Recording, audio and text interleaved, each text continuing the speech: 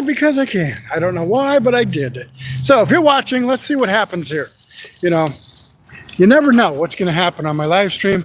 I don't know what's going to happen on my live stream because I don't plan them. I just let them go. I just say, here, that's it. Boom, whatever. And we'll see how it goes. You know. So I know a lot of you are watching this post live stream, and you're probably wondering, well, what's this all about? And I appreciate that. But if you could, maybe show a little interest, leave a comment, and let me know what you're thinking about it, and tell me what you'd like to hear about, then maybe we can make these live streams a little more interesting. Right now, all they are is just me wandering around an empty parking lot at 7:30 at night. But that's okay. So, let's see, where was I now? I just got out of a movie. I was in a movie. And the movie was Red One. The movie was Red One. And it was interesting. It was a unique take on the Christmas, what do you call that? Christmas lore of Santa Claus and some of the other characters that are in Christmas lore around the world. It was, I'm going to say it's more of an action movie, and it's not so much focused on Christmas as much as the action, and maybe kind of exposing a little bit of the lore, but,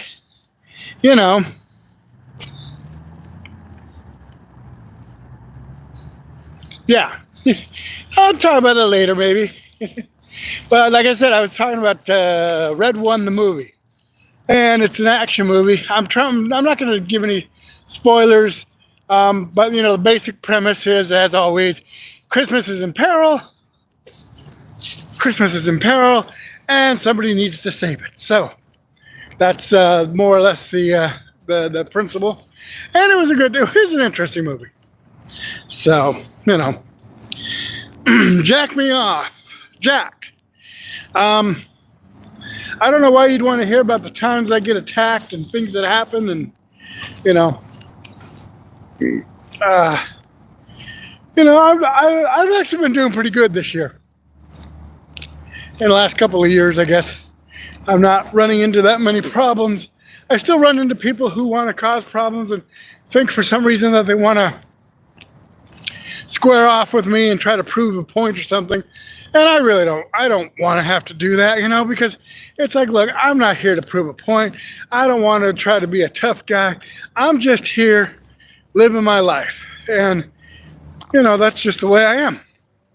So,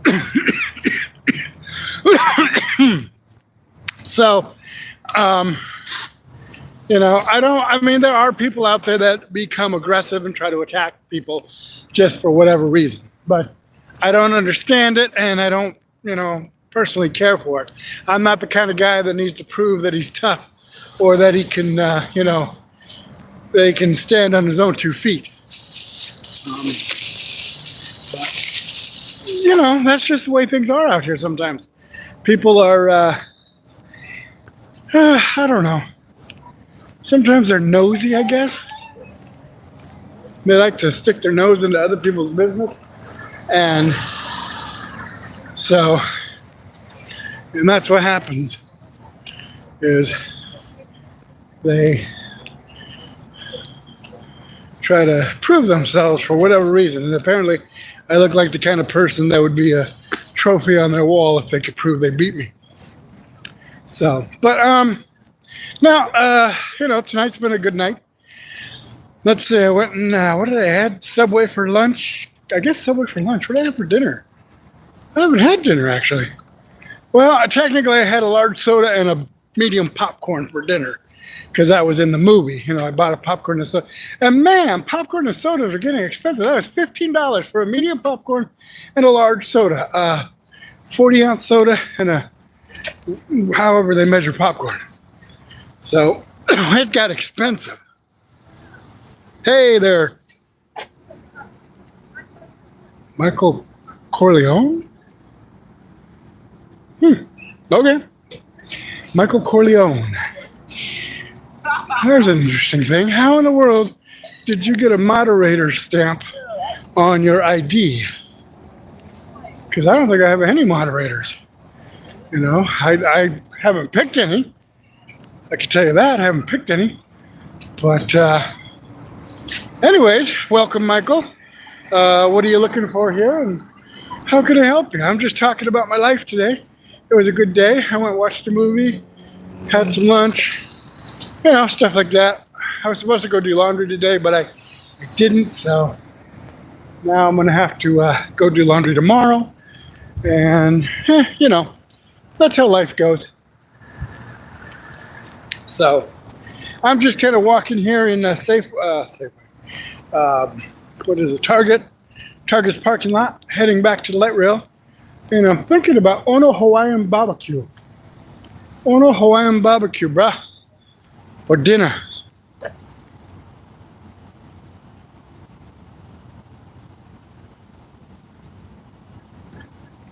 Jack, again, I'm not the guy who goes around trying to prove himself or says, you know, I'm tough and I can take you. I'm just, you know, I'm just a guy. I'm a fun-loving guy. I like to have fun. I like people.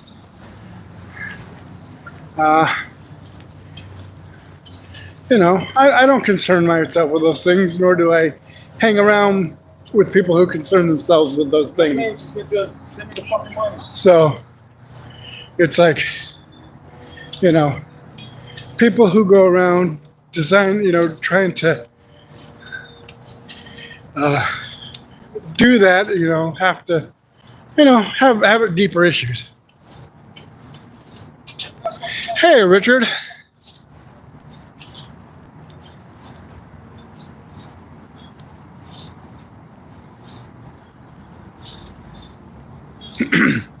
So, Richard, I don't know if you heard.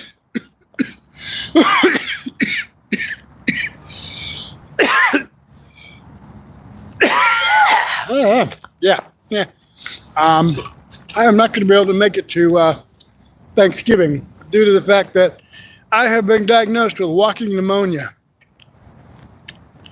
So it is something that is contagious and airborne. And as I was telling her, I don't want to spread it to you and her. If you guys are, you know, if we're all together at Thanksgiving, then the you know, chance of me spreading it to you guys would be terrible because we're all in the high risk categories of spreading viruses and things like that amongst each other.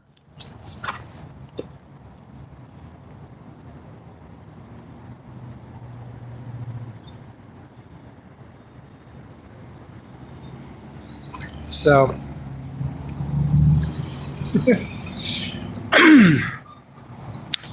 so here I am wandering around thinking, what am I going to do? What am I going to do? What am I going to do? I guess I should go get some dinner, but I don't know where to get dinner exactly. I'm kind of hungry, and it's not too cold yet, so I don't know. We'll see. Does anybody know where to get dinner? I am on Montebello and 19th Avenue right now, and I'm going to probably go and get on the light rail and wander around on the light rail for a while. Here we go. I'm going to walk across here like this. Hey, look at this traffic. Oh, light changed. Now it's not as dangerous. I was going against the light when I started. So that's, you know, that's my plans for tonight. And here we go. I gotta get my pass out and activate it on the pass activation machine. Oh, come on. There we go. Michael. Yeah, on a Hawaiian barbecue. I kind of walked past it. I didn't, I smelled it and I thought about it, but I thought, maybe not. So now I'm on the light rail. I'm thinking, I don't know what I'm thinking. See, there's my ticket. Harkins Theater. That's a hometown local theater.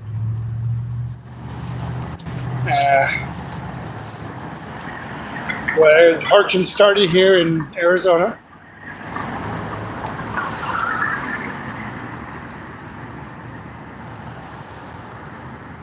Oh, good plan, Richard. That sounds good. Michael, I'm in Arizona. I reside in Phoenix, Arizona.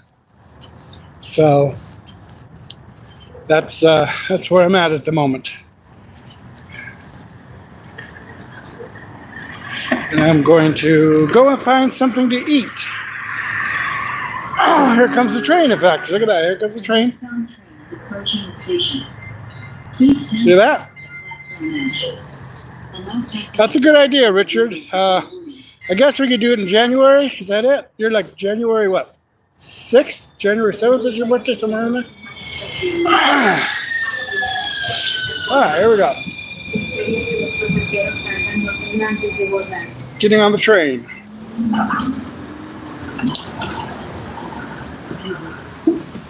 Where are you located at, Michael? Go back This there, is Montebello and 19th Avenue, Christown. Next stop, 19th Avenue and Camelback. California. Ah, okay, Michael, California.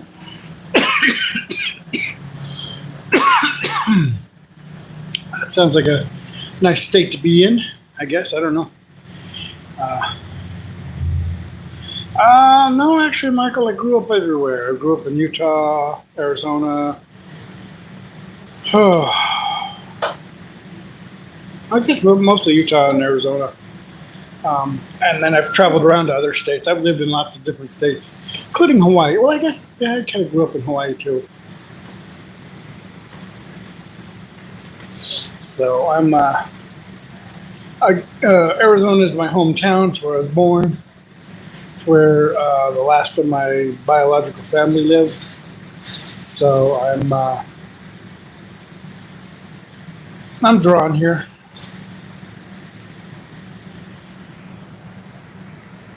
Oh yeah, so I need to. I don't know. I need to do stuff. Oahu. Actually, I live in Kahuku on Oahu, on the island of Oahu. I lived in the town of Kahuku for about 8 months, and then I moved over to the island of Kauai, and I lived in Poipu Beach area in Kauai, over in Hawaii. So I lived on those two islands for a while, and then when I came home, back there, back to Arizona. So, and I've lived in Texas, I've lived in Utah. Next stop, Colorado, 19th Avenue and Camelback. Oregon. This is the train to Gilbert Road and Main Street. State. I've been all over the place.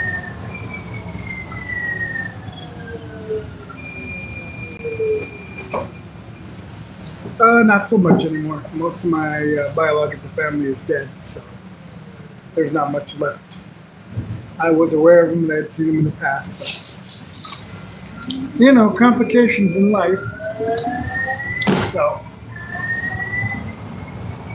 that's unfortunate, but it happens. I had a brother, but he was alcoholic and drug addict, and things happened. And I had a kind of a half sister from my dad's side, but I haven't heard from her in years.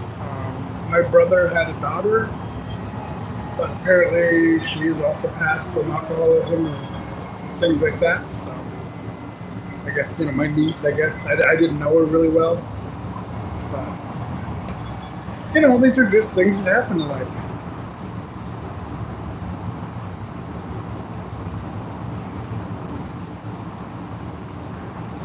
I could pass for a local in Hawaii when I was younger. Now I just look like a fat old loser, which is true. So, but yeah. So now entering 19th Avenue and Camelback. Doors to my left.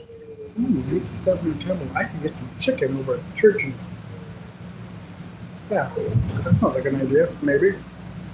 I'll have to see.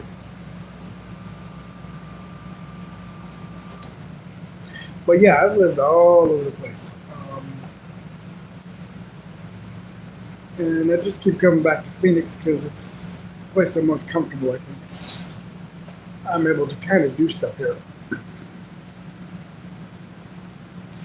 No, not yet, Michael. I got diagnosed, what, Wednesday?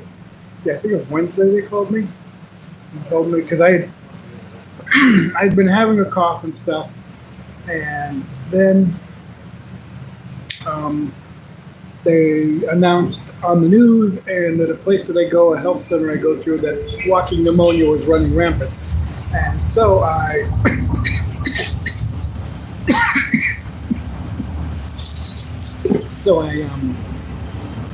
went over to the clinic and said I want to be tested for this, and they said okay. I didn't think at the time I had it, but then they tested me, and then they called me Wednesday and said, yep, your suspicions were correct.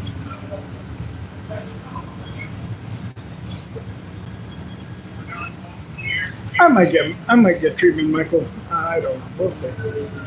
Maybe I'll just let it run its course and see if I'm really strong enough to survive it. You know? I don't know. We'll see. We'll see how it This goes. is 19th Avenue and Camelback. Salt and Haley, Next Richard? stop, Where am I going to 7th get salt Avenue and and Haley? Camelback. Oh. And, you know, I think what compounds it is the fact that, it's cold here now.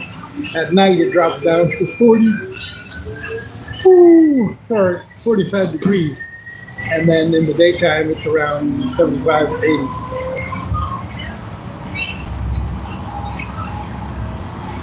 Next Yeah, it's stop, hard. 7th Avenue and It's hard, Camelback. Michael. This But is the train to. I've weathered all Gilbert Road kinds of and Main things. Street.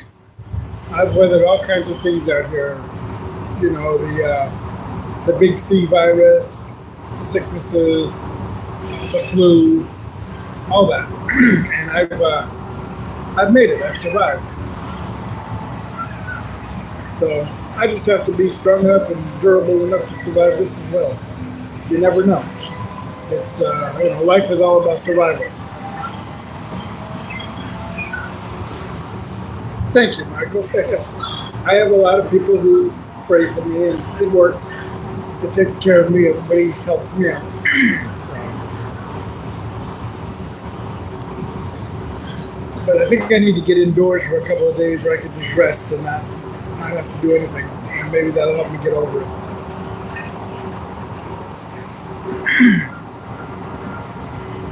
It's an empty train. Ooh. So, I still need to go find some dinner. I don't know where to find dinner. I mean, I could go to McDonald's, that's my standard go-to, but I'm thinking maybe tonight I should do something different.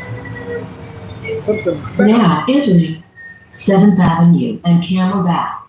Melrose District, doors to my left.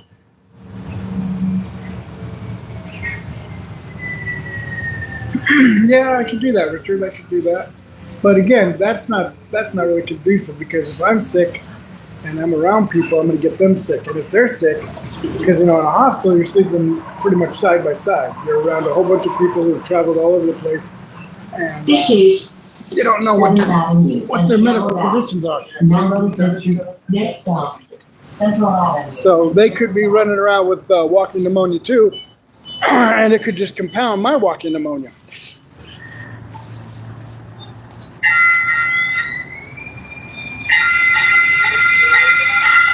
Vietnamese pho soup. That's interesting. So, I think, I don't know. I'm just going to wander around for a while and see what I can find. See if there's anything yummy and tasty. The next eastbound train will arrive in 2 minutes. So here I am back on the, walking, not back on the street, as it were saying, but I'm going to put my glasses on here so I can see where I'm going. Maybe. Oh. Where are my glasses? Oh, they're there.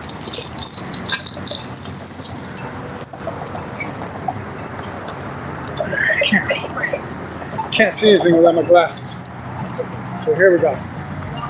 We'll walk all the way down here.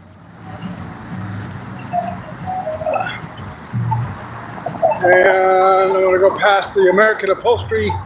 I'm on, where am I at? Camelback and 7th Avenue.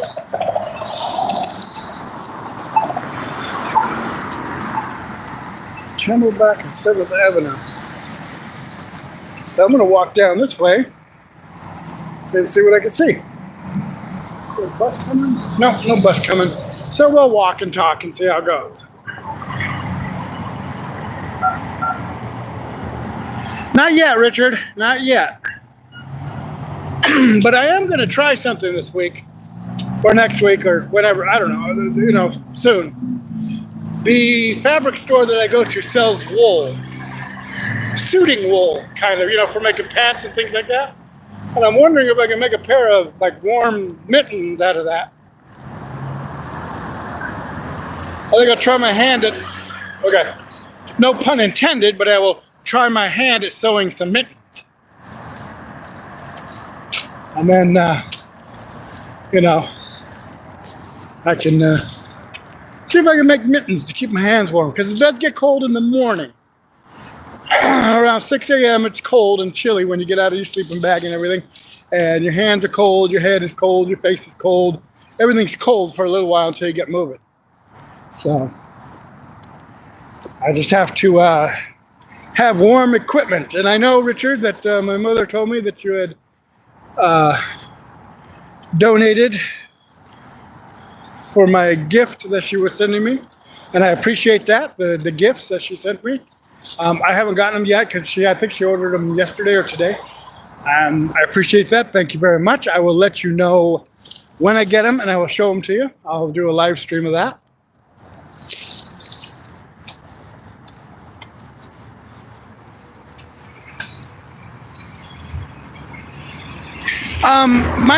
Michael, yes, I can. I have warm clothing. I have a nice coat on.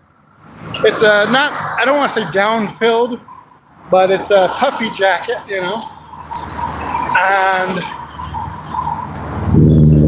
I'm looking for a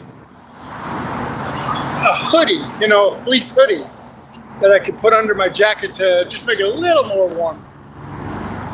And then my pants are just regular Dickies work pants, but they do well at night when I'm in my sleeping bag. I have a sleeping bag that I usually use, so I'm not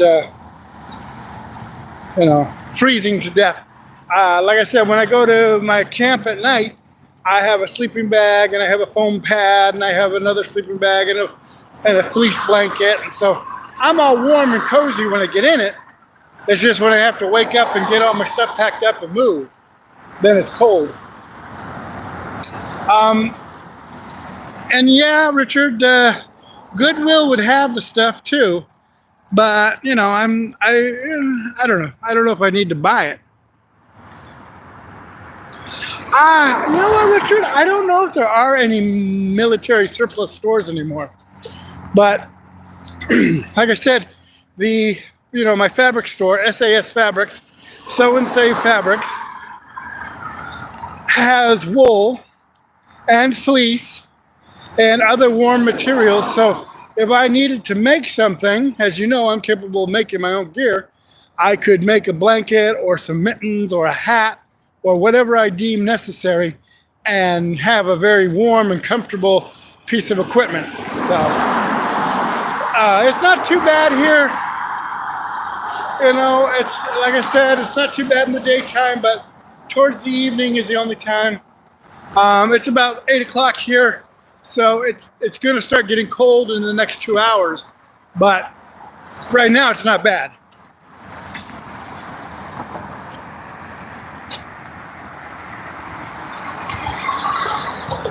I'm going to make a scarf probably, Richard.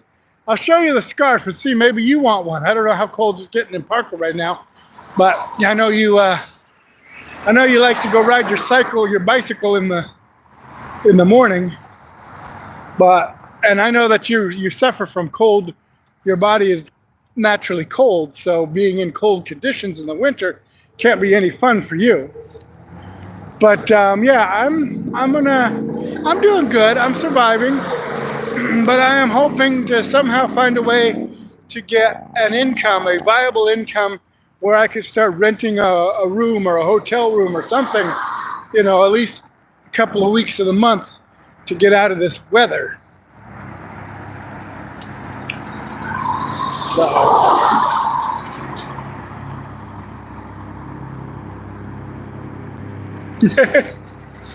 Yes, Richard.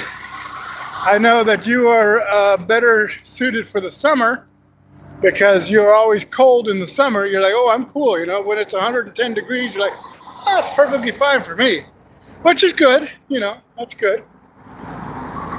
But as for me, I could feel the cold here and there, and it's just cold. What is this? So, wow, look at that. I found a rag. It's actually from a car wash place. But these rags do really good for being able to wipe stuff off and wash stuff off. So I will put this in my bag and save it so if I have to wipe off something from my shoe or something, I can use it to do that.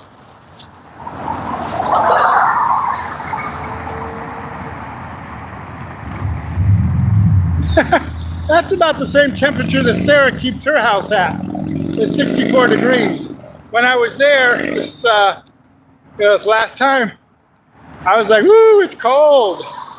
Because 64 degrees and it was 115 here, and in Colorado it was 80 degrees, and she kept her house at like 65 to 70 because she was hot. And I was like, "No, it's cold." I said, 60 to anything below 65 degrees for me is cold, and I have to have like a sweater or a coat on. So, well, good for you, Richard. You do know that you can turn up your heat. You know, you don't have to sit and suffer in silence. You can just crank up the heat or go in your room and lay in your bed and throw on a couple blankets and have Bob lay on top of you and be like, boom, Bob the cat. So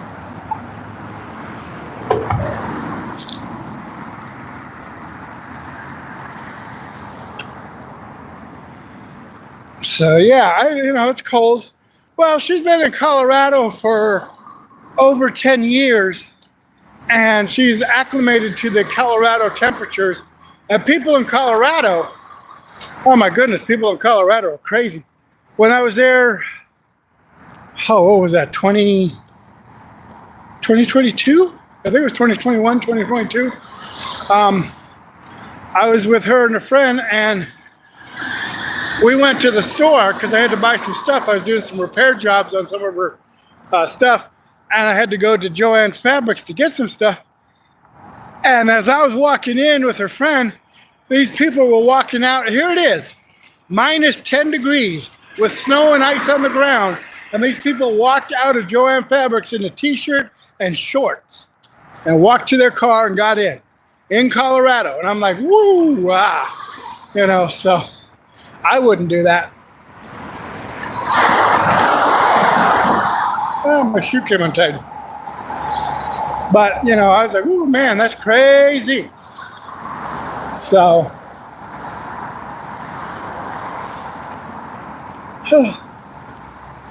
that's why I say I'm acclimated to Arizona. I mean, yes, 115 is hot,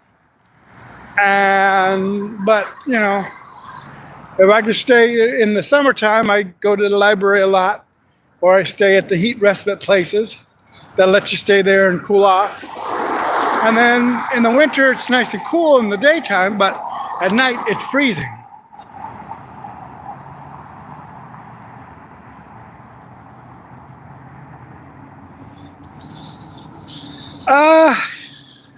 Well, Michael, yes.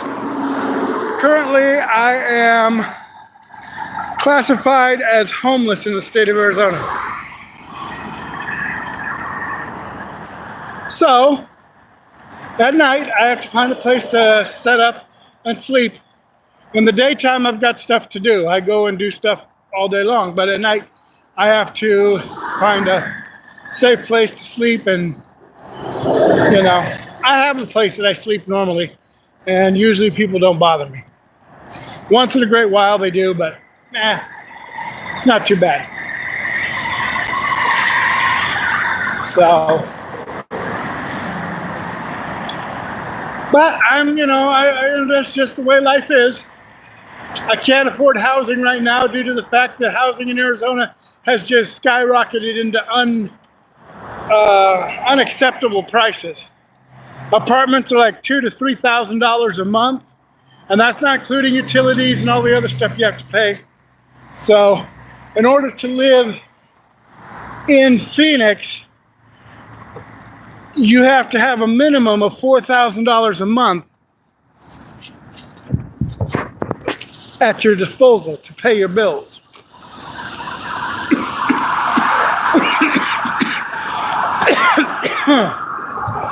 So, I don't make $4,000 a month. And unfortunately, I don't think I'll ever make $4,000 a month. So I can't afford the apartments around here. And the other half is I don't have credit. I have zero credit. Not no credit, not bad credit, zero credit. I've never had a credit card. I've never had a car loan. I've never needed any of that stuff. And so I have zero credit. I'm 50 years old and I have no credit. And so people, it sounds suspicious. Like, wait a minute, how are you 50 years old and have no credit? But that's just the way things are. So, and I am unemployed. I don't have a job. I never even finished my education in high school. So I'm just on the other end of the spectrum here of being a viable human being. And that's just my choices that I made were wrong, and now I have to live it out. Oh, there goes the bus. I missed the bus. Oh well, I guess I'm walking. So that's why I live on the streets of Phoenix, Arizona, and panhandle for money so that I can get meals at McDonald's instead of living in a nice apartment and working a good job. So those are the choices I made, and I have to live by them. But that's okay. I can accept my choices, and I can just continue my life. Oh look, it's blank over there. Whee! It's all dark over there. So, yep. That's what happens.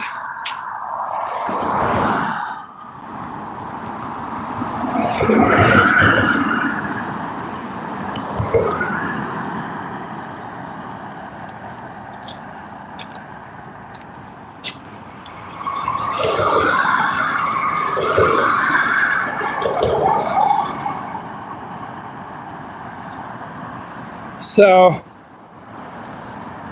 I have, like I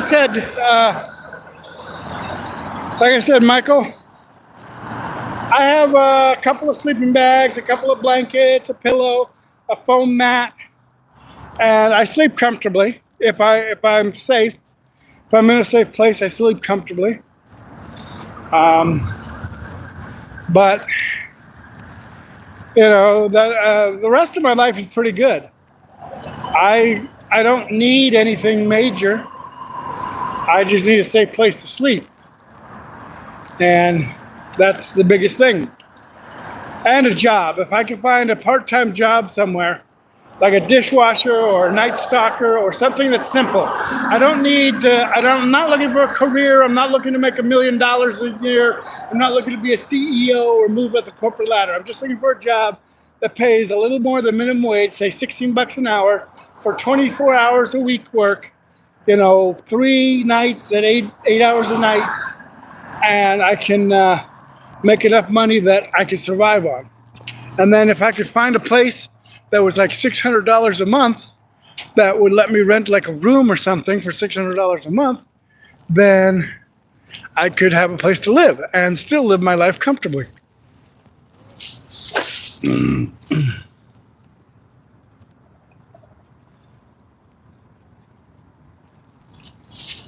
Oh, I know, Richard, but I don't need a rocket stove. I can go and buy.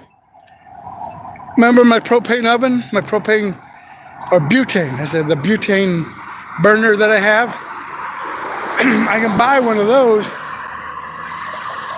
and cook anything I want. So, but the thing is this, trying to get off of the streets means not collecting a bunch of stuff and trying to live on the streets harder. Because, like I said, I would like to have a place to live. I'd like to have a room I could rent and just live there. But I need a place where I can work, where I can make money, where I can do stuff and introduce myself to other people and interact with other people. I'm not a loner. I'm not somebody who doesn't like people. I enjoy having people around. In fact, I need their energy in order to function. So that's why I'm in Phoenix, is because I have people, but I need better people. I need people that are going to do stuff and can do stuff for me and I can do stuff for them. You know? That's why I'm kind of stuck now, is because I don't have a select group of people that I can, find services in. If you have the right friends, they can get you jobs, they can get you places to live. Your friend will rent you a room and say, hey man, yeah, I'll rent you a room. But because I'm a sad, pathetic homeless guy that nobody trusts, nobody is going to rent me anything. And they're just going to leave me out here, and everybody makes the assumption that I'm an alcoholic and a drug addict and crazy and all of this stuff, which I'm not. I don't use drugs, I don't drink alcohol, I don't smoke cigarettes, I don't smoke marijuana. My biggest addiction is soda, which is just as dangerous for me because I'm diabetic, and I shouldn't be drinking as much soda as I drink because it will kill me. But I do it anyway because I enjoy it. So, but that's the thing, if you don't have a big support base of people who want to be a friend and help you, you're not going to get anywhere in life, So, unfortunately, all the people I know are just homeless people who do drugs all day and drink and don't want to get anything done. So they don't have anything and they can't help me get anything because they just want to sit in the park doing drugs. And everybody makes the assumption that that's what I do because those are the people I hang around. I don't have anybody anywhere else. And, my family is, they help me when they can, and they do what they can to help, and I appreciate it. But everybody pretty much lives in senior housing or assisted living, housing, or some type of government-funded housing where the rules state you can't have anybody else live with you. Your housing voucher is for you and you alone. And so I can go visit them for a week or two, but I can't stay there or live there.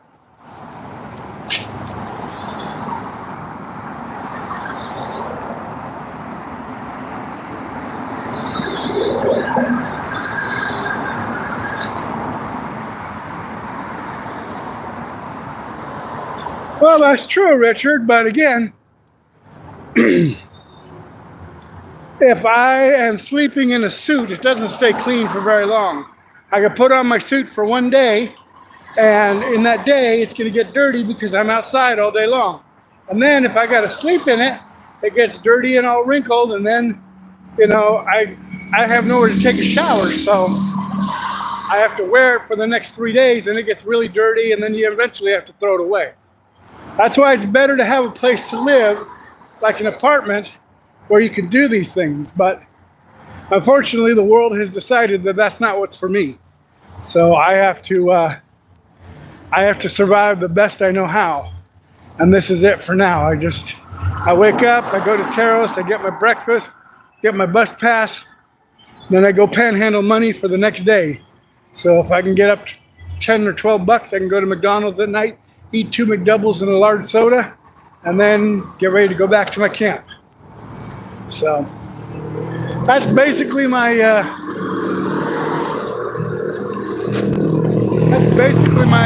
my life. until somebody wants to hire me, who wants to take a chance on me, and say, oh yeah, we'll give you a job, and then I can earn some money, and then I can say, well, look, I got money, I can pay for a place to live, And then somebody wants to take a chance and let a homeless guy rent their room or their apartment or whatever. But things like that don't happen, Because I mean, as much as we say, we want to help people, people really don't want to. They want to say, I want to pretend to help people, but they don't want to help people. Because then I say, well, you want to help me? How about if you let me come over and, get cleaned up at your place? Oh, no, I can't let you come to my place. It's like, well, how about if you just buy me lunch? Oh, no, I can't buy you lunch, but here, I'll drop you off at the shelter and maybe they'll feed you. It's like, okay, well, then you don't want to help me. You just want to make sure that it looks like you're helping me. Your $20 donation to United Way, and, then you can say, oh, I helped them, that's it. Until there's a job and a house and a place to live and all that stuff, it's not helping. You're just pushing the problem down the street, pretending like, oh yeah, we did something. They cleaned up down in Phoenix, Arizona. If you look up the zone, you type Phoenix, Arizona, the zone. That's the shelter area in Phoenix, Arizona, CAS. And you'll see the problems they had with all the homeless that are out there. And what they did was, in the public, they said, oh, we're going to help the homeless. They said, because everybody complained it was such a mess and there was all kinds of problems and people were complaining about it. And it's like, oh my gosh, But what happened was, secretly, and they're not going to tell you this because they tell, oh, we put them in housing and we got them in rehab and blah, blah, blah. They went and arrested everybody and just threw them in jail and then pinned a bunch of charges on them for closing a bunch of cases and then sent them to prison. And that was it. They got rid of the homeless. Yeah, they were able to clean up the area, but everybody went to prison and were convicted of crimes they didn't commit just so the state could close their cases and say, hey, look, we closed all these cases, It was a homeless guy that robbed those people. It was a homeless guy that stole that car. It was a homeless guy that was dealing those drugs out of that apartment, And so they just, because homeless people, they've got nobody to stand up for them. So, they go to court. The judge says, how do you plead? And they're like, not guilty. And the judge says, well, too bad, you're guilty. You're sentenced 10 years in prison. They're like, for what? And they're like, for that murder of that guy last year. And he's like, I wasn't even there. It's like, well, you don't have a lawyer, so who's going to argue the point? Homeless people can't afford lawyers. So, but that's the way the society deals with these people. And that's the way that they. And I avoid all that because I don't do anything. I don't get in trouble. I don't get arrested for trespassing. I don't get arrested for fighting or drinking in public or being a nuisance. So, I'm not in the court's eye. But it's like a lot of these guys, that's all they have is their drugs and alcohol. And it gets them in trouble, and then they end up getting arrested, and then, off they go to prison, and that's how they solve the homeless problem. I mean, it looks good on paper because they can tell them, oh yeah, we sent them to housing or rehab, when in actuality, they just took them to court and then threw them in prison for whatever crime they could pin on them. And a lot of homeless people are like, well, they're not fully functional. So they tell them, look, you sign the paper, and we'll cut you a deal. And so they what do you call that? They confess to crimes they didn't commit, thinking that they're going to get off or thinking that they're going to get something else. And then they say, oh, well, guess what? You just admitted that you committed that crime. So now we're going to arrest you. We're going to charge you with it. And so they end up, just getting shipped to wherever they ship them off to.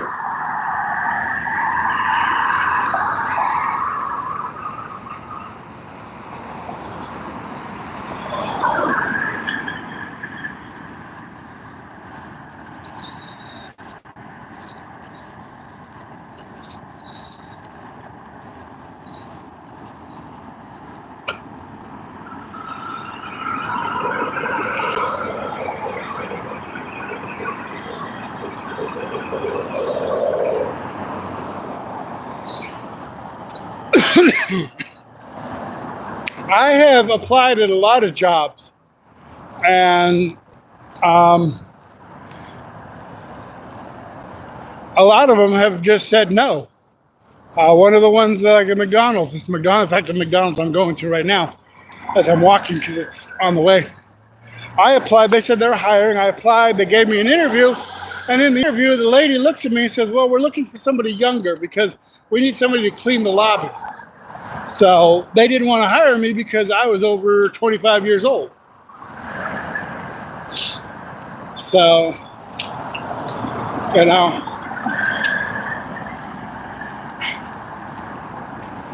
And John, housing for Native Americans is a real pain in the behind. And I've told the story before, but there is a hard stigma against Native Americans because, and I'm not trying to be mean, but it is true that when you deal with a Native American, the culture is drinking and drugs. I mean, it sounds stupid and it sounds biased, but it's true. That's what they do. They drink and they use drugs and they fight and they get in trouble. So every time they used to put a tribal member into housing, they'd give them a housing voucher, put them in an apartment complex, they would get in trouble, either get arrested or cause problems or, you know, be drinking and causing problems at the apartment complex. Then the apartment complex goes and kicks them out because they're a problem. And then, you know, so when Native American Connections comes back to them and says, hey, we got another one we want to put in. They're like, no, we don't want your Native Americans. They always get drunk. They always get in fights. They always get the cops called on them. They're causing problems here. And it's true. 80% of them are like that. In fact, we have every 4 months what I call the dump. Native Americans who have literally, and people don't know that this is true, but Native Americans who have literally been kicked out of their tribe, they no longer have Native American status. Their tribal membership is pulled because they have been, they have been such a nuisance. They have been such a nuisance on their reservation that they finally said, you know what, you're done. We're pulling your tribal membership, which they can do, and you're going to be, you're going to be sent down to Phoenix. So that's what they do. They send them down to Phoenix, and they, just dump them off there. They can't go home. They can't go back on the tribe. They can't go back on the reservation. And so they're out here doing exactly the same thing. And so it is a good bet. It used to be a running joke, but it's true. If you see 3 or more Native Americans sitting on a bus stop, it's a good bet that you're going to find warrants and drinking or drugs. So cops, if they see 3 natives sitting on a bus stop, they will stop and ask for IDs and check them. Because most likely they have warrants. Because they go around stealing stuff from stores and being a nuisance out here. So people don't want to deal with Native Americans in general because of that problem. They're all problem people.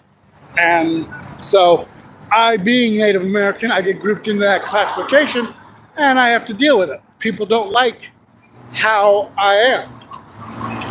They say, oh, well, you're just an alcoholic and a drug addict. And I say, no, I don't do any of those things. But they assume being Native American that I have to and that I'm lying to them.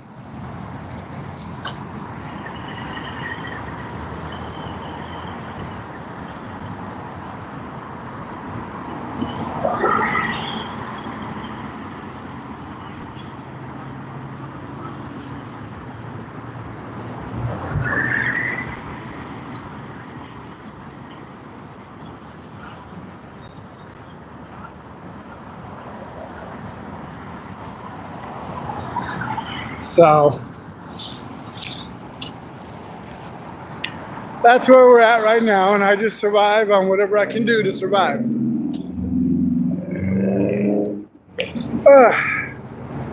Looks like somebody's packed up over here. Whee! Twisty. So, yep.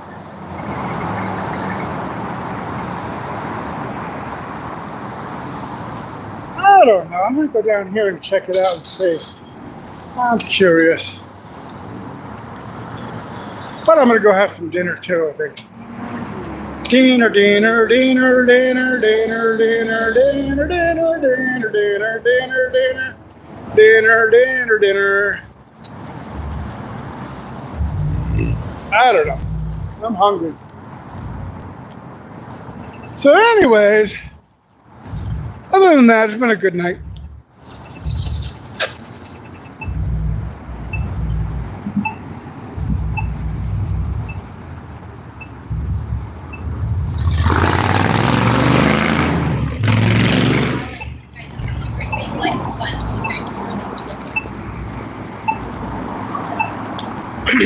So I think what I'm going to do is I'm going to come over here and I don't know, do some stuff. Whee! So here I am now on Indian School on 7th Avenue. And we're having a good night here. I could go to Taco Bell or McDonald's. I don't know which one I should go to. Taco Bell's not so good anymore, and McDonald's is just played out. It's like, I don't want to do that anymore. But we'll see. We'll see how it goes. So I'm probably going to go to McDonald's because I can do McDonald's. That's easy. But before I do that, why don't we go into Goodwill and see what Goodwill is doing? There's a Goodwill over here. Because Goodwill is always fun. Maybe she was home. So here we go. So you can see over here, that's the Goodwill. And I usually am able to find like sleeping bags for $10 a lot of the times. Good ones too. I mean, I've got a Coleman all-weather sleeping bag. I got that for like $10. I think I actually got that one even cheaper than that. I think the lady I only had like $11 and I bought the sleeping bag and a pillow and a blanket. And then she told me it was like $14. I said, oh man, I have to put back the pillow. And she goes, how much do you have? And I said, well, looks like $11 and some odd. So she goes, all right, $11 and whatever change you got. So they were nice to me.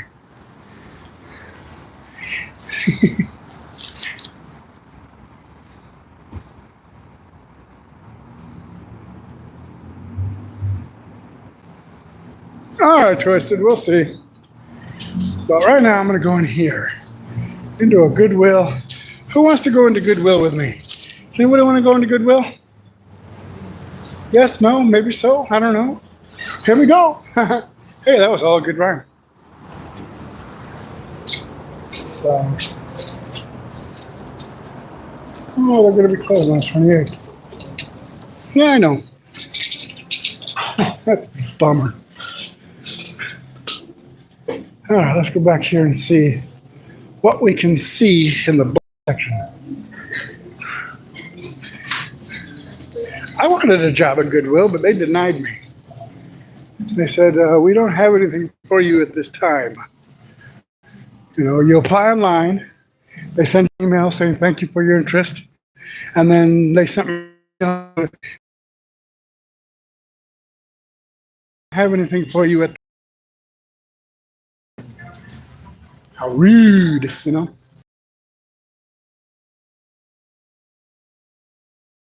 You can buy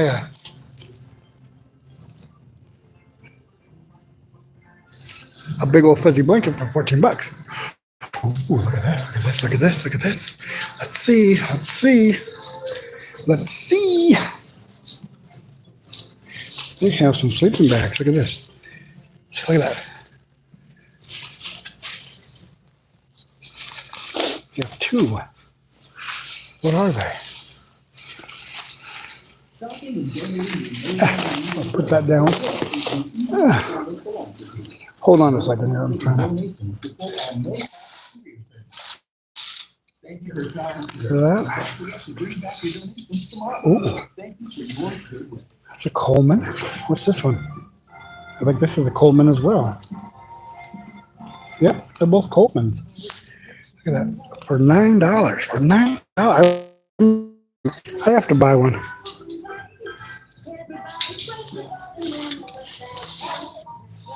Yeah, I'm gonna buy one. I don't know which one though. They're both. They're actually both the same sleeping bag. $9.49.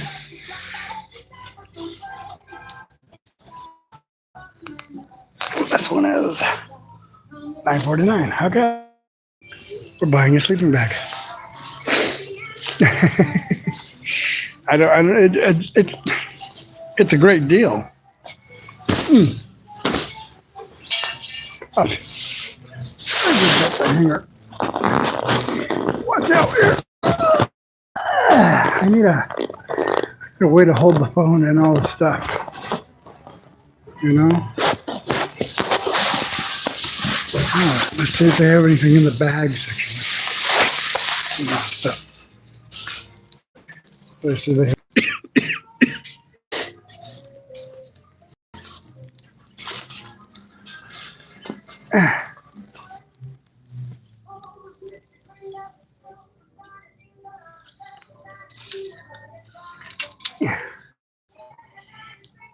Look at that. I got towels. Goodwill's got some good deals. Goodwill shoppers, the store will be closing in 5 minutes. 5 minutes. Please bring your last one. Step up to the front, and we will check you out. Ooh, they want to check me out. Anyways, so here we go. Here we go.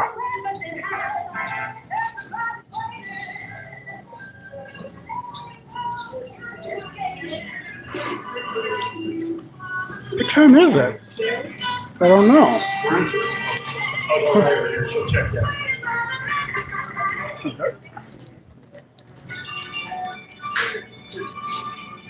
Oh, register one. Not register one? Oh, okay.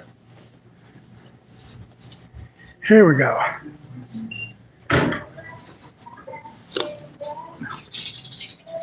Is that and this?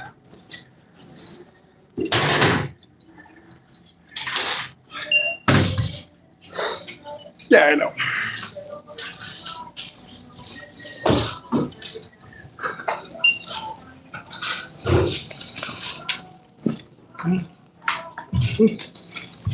Well, baby, cash or pick? Card. Get your card number ready?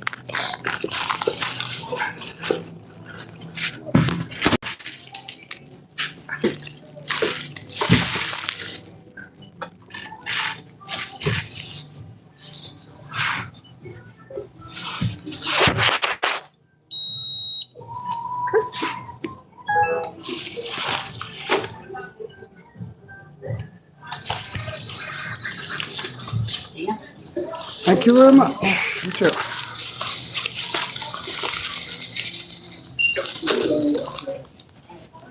All right.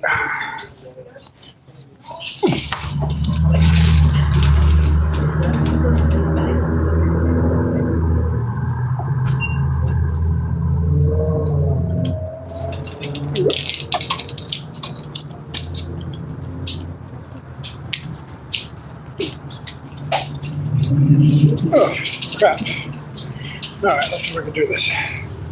All right, everybody. I think I'm going to have to close this out now because I got stuff to do. Anyways, it's been a good day. So, thanks for watching and hope everybody has a good night.